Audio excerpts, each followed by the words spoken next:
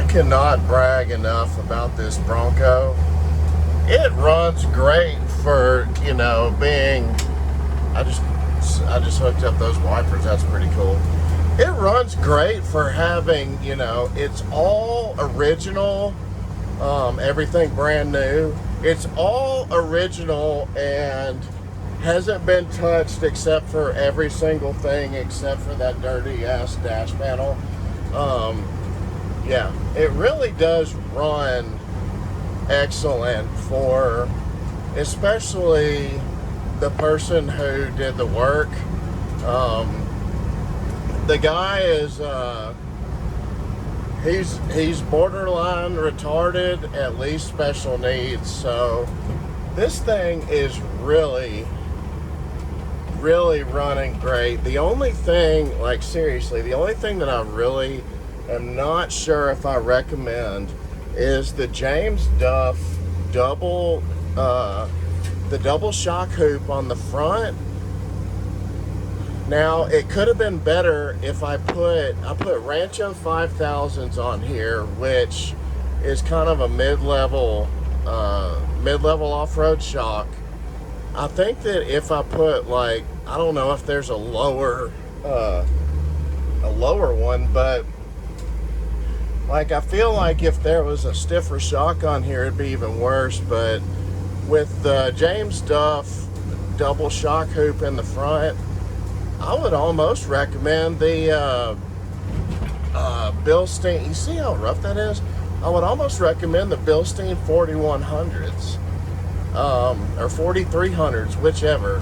The Bilstein 5100s are kind of like the go-to premium shock that, until you get up to like Fox and all that stuff, but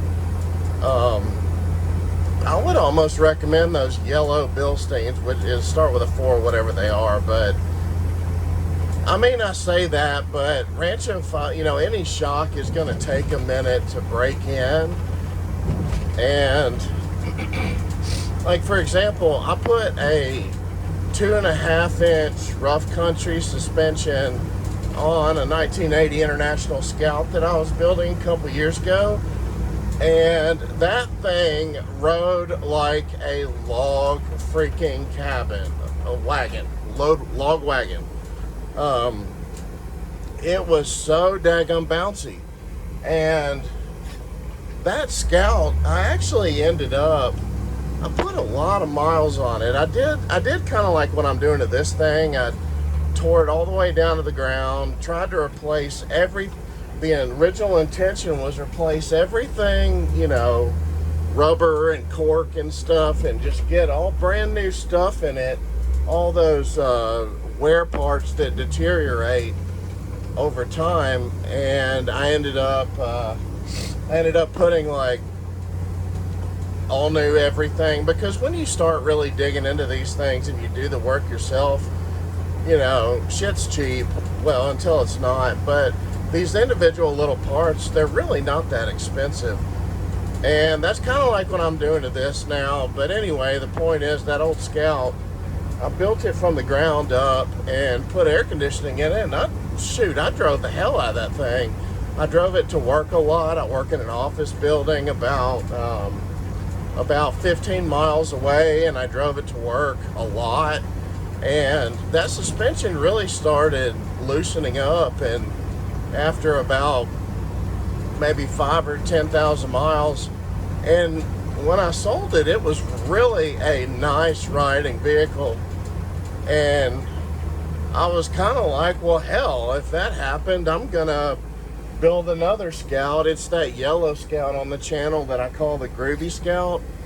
I put a 4-inch Ruff Country suspension on it and some 34-inch Milestone Patagonia mud tires from Walmart, which those tires are really killer, by the way. But anyway, that thing is damn bounce, make your teeth fall out. And I did the same kind of thing to it, put a lot of miles on it, and that truck ended up being really nice, nice riding. And the motor blew up. I ended up throwing a 350 in it with that with that originally. See how bouncy? God, oh. Anyway, I'm gonna put some real miles on this thing, and I'll tell y'all if it loosens up. I have a feeling it will, but that double shock hoop for off-road is probably awesome. For on-road and for car shows, I mean, I bet it sure does look cool. You know, it's all like fool's gold. It's like a fool's gold color in there. It's like a chrome and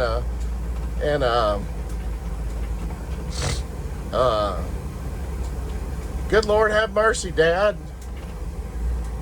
Good. You see that? Y'all see what I have to deal with around here? Yep. So I'm trying not to kill the baby. Anyway, see y'all.